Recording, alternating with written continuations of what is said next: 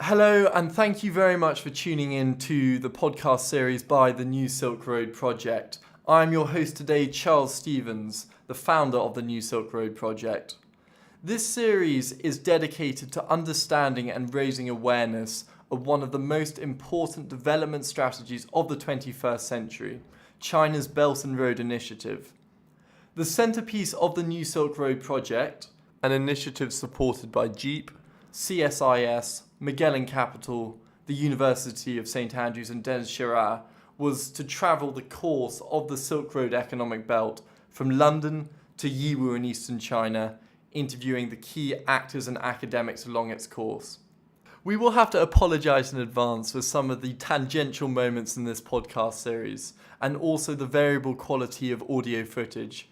We do hope this series sheds important light into China's growing global presence and the significant changes taking place across Eurasia.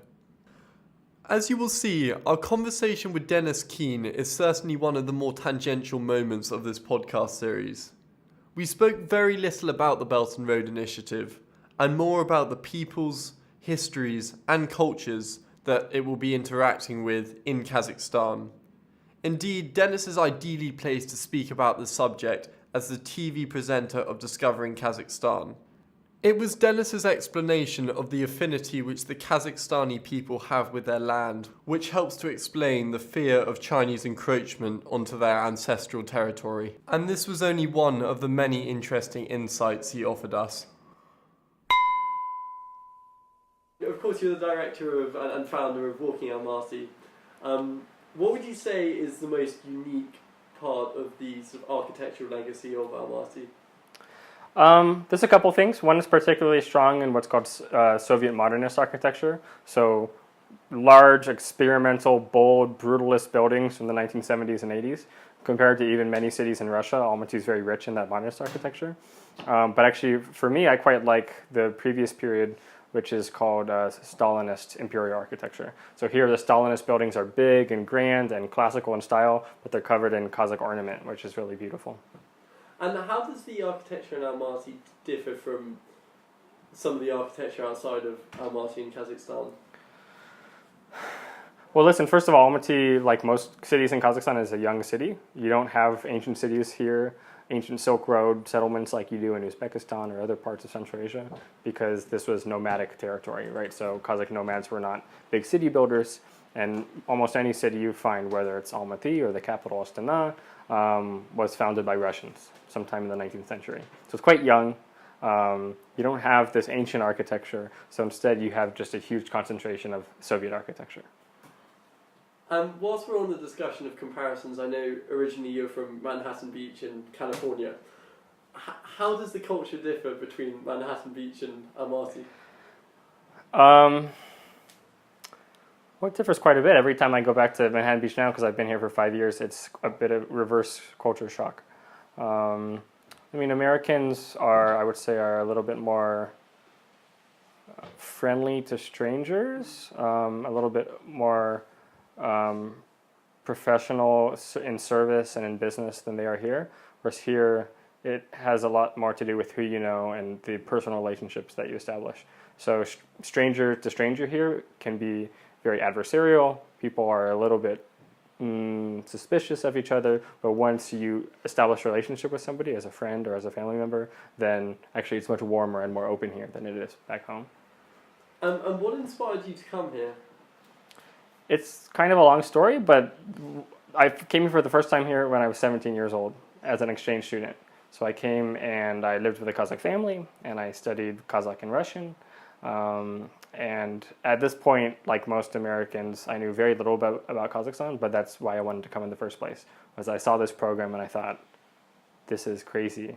There's this opportunity to travel to this place that is just totally off the map. And so to be able to come and see it for myself was fascinating, because you realize that there's this very complex culture here, but that yet you know so little about. So it started this kind of journey of mine to study the languages, study the culture, and try to kind of uncover that layer by layer. And I know your journey started with falconry, and of course this is part of the natural landscape of Kazakhstan. How intimate is the relationship of the people of Kazakhstan with the land?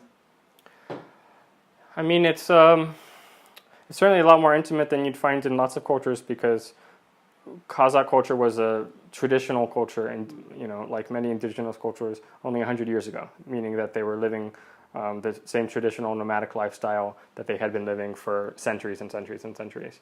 And so there has been this obvious transformation through the Soviet period and through kind of the period of independence, but you still feel that there's this kind of connection to the land that you don't in more modern kind of Western societies.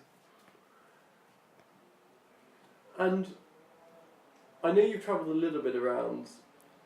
Can you remind me, where did you start on your journey around here? So if this was the first place I came, later I lived in Mongolia for a summer. Yes. I lived in Kyrgyzstan for a year, and I've traveled through other Central Asian countries like Tajikistan and Uzbekistan. Any big differences between them? Mongolia is a fascinating counterexample to Kazakhstan because they've more or less maintained their nomadic traditions. There was a Soviet influence there, but because it wasn't a Soviet republic, there was much more kind of flexibility in how they enacted their communist policies, and so nomads were able to keep their way of life. And so if you go there, you still find that I think half the population still lives in yurts, still migrates with the seasons, and that way of life is intact. And in fact, there's a large Kazakh population living in Western Mongolia that I was able to visit, and they are living as Kazakhs here lived 150 years ago. So they've been able to kind of preserve that. So that was a fascinating kind of difference to see. And I guess Kazakhstan, if you look at it on the map, is pretty centrally located within Eurasia. Would you be able to say if it looks more to the east or the west, or is that dichotomy a false one? No, I mean, I think it's fair to say, because I think people here definitely picture their position in the world that way.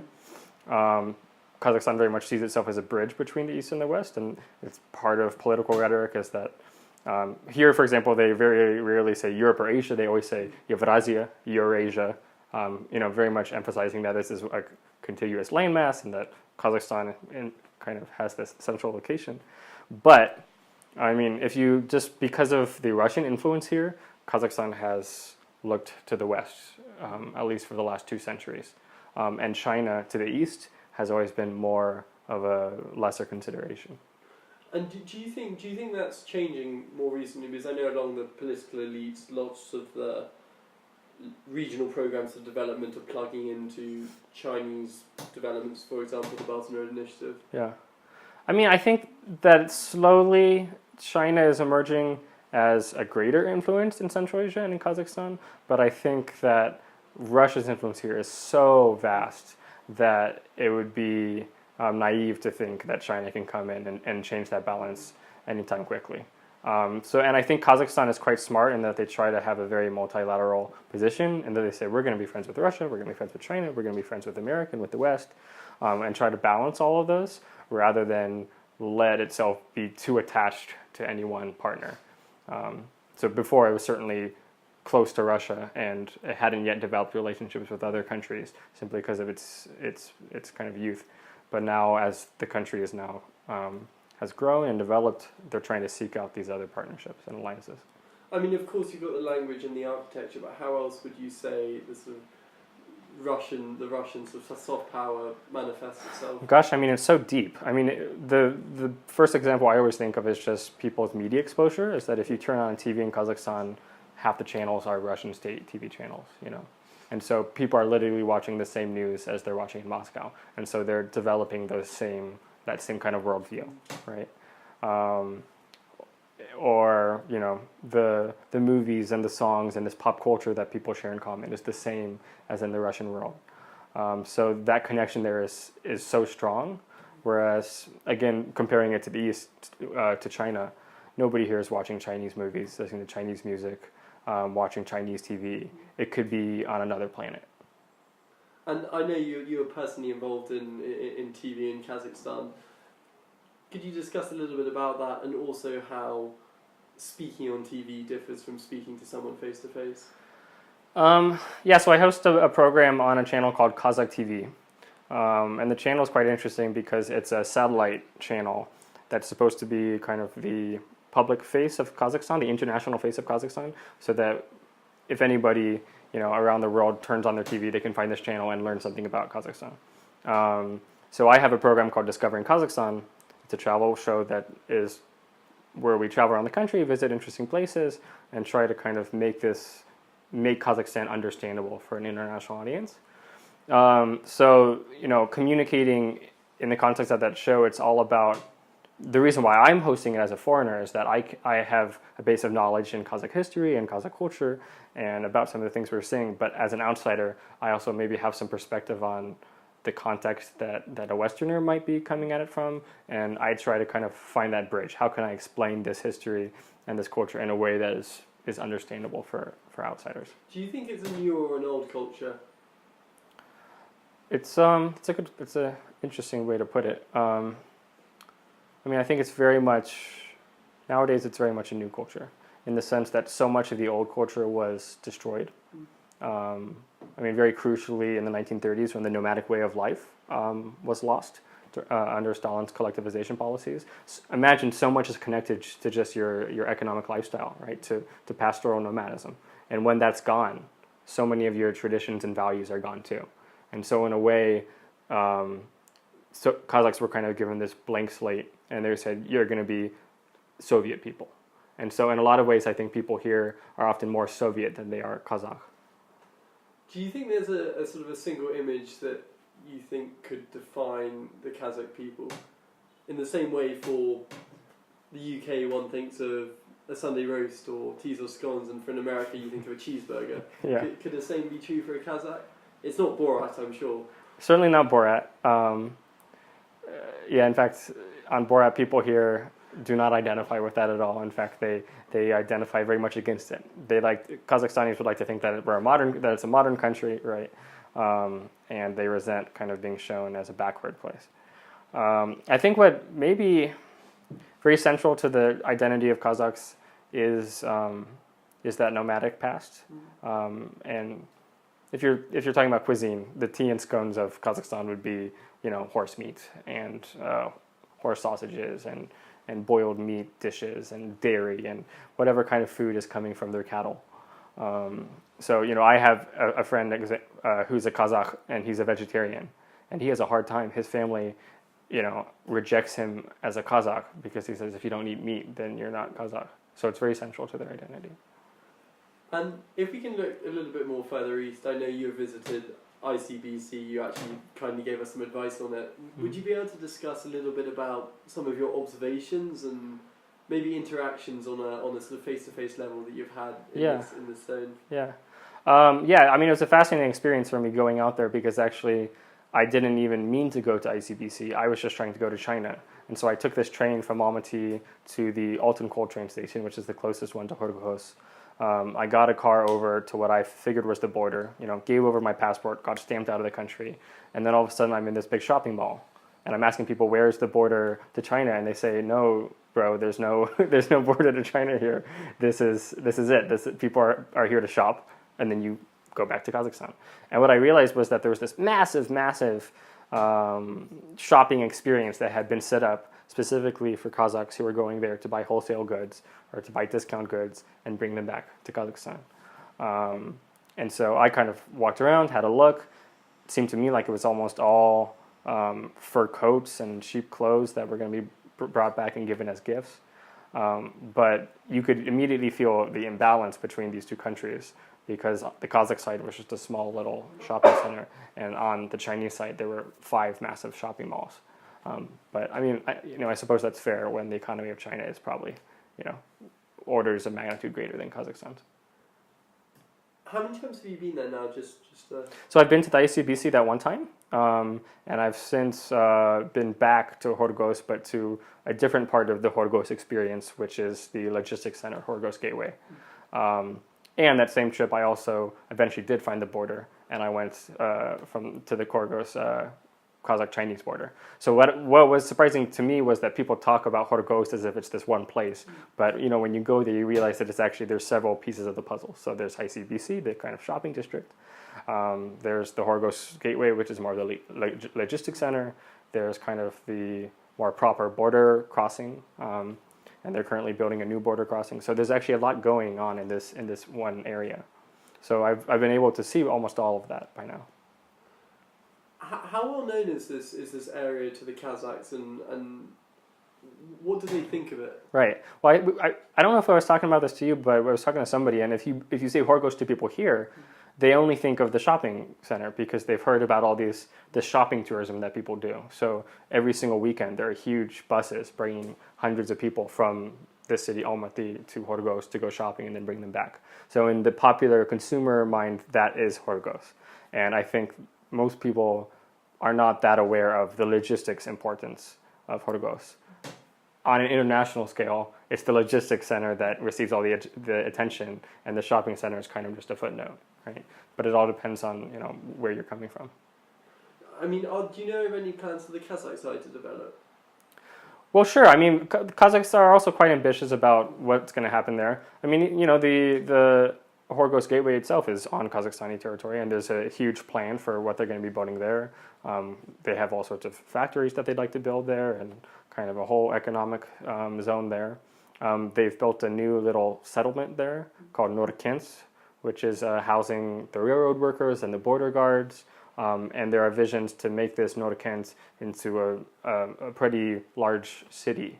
So there's definitely big plans, but it's very long-term plans.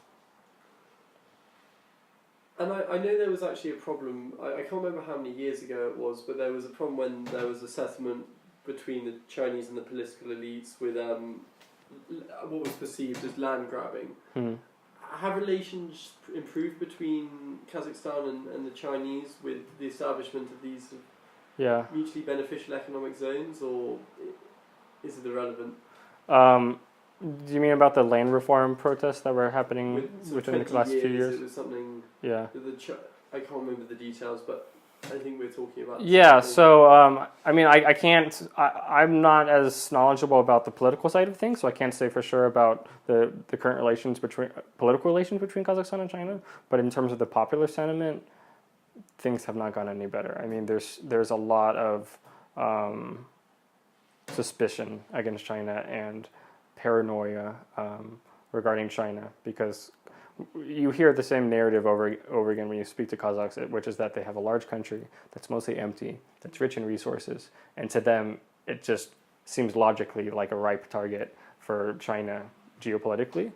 And so they feel quite vulnerable as a young, pretty small in population, relatively economically weak country compared to China. So there's this vulnerability, there's this kind of this fear that exists in society, and that's when this came out. Is there was a suggestion of land reform in the country that would allow foreign entities like the Chinese to lease land, I think for 99 years, something like this. And there was a huge outcry.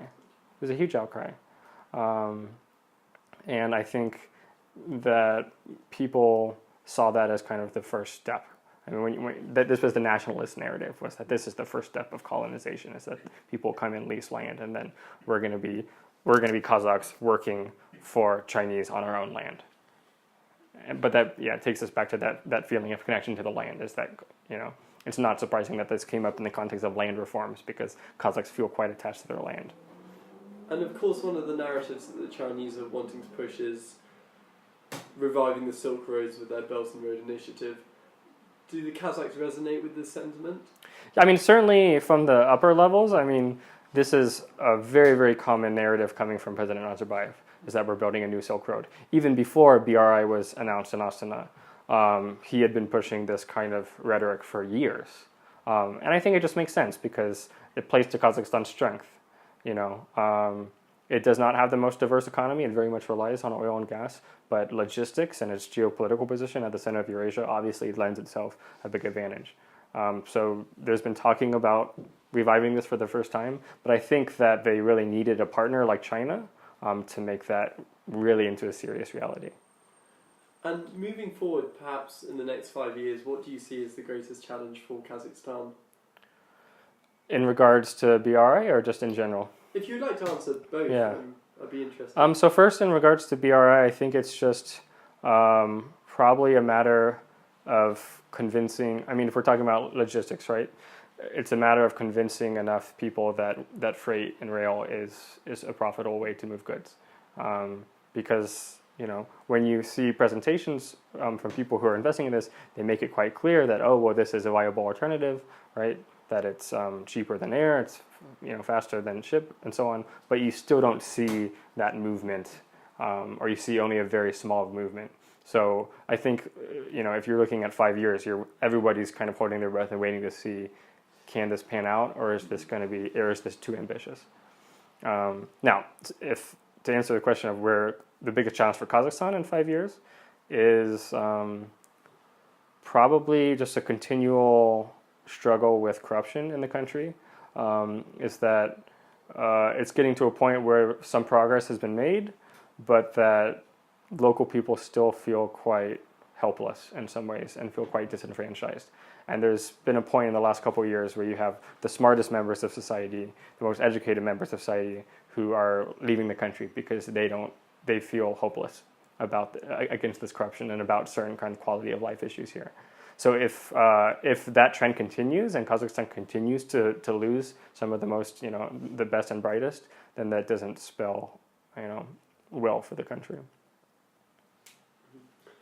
And if you were going to summarize the Belt and Road Initiative in one word, what is that word for you? Ambition. Yeah.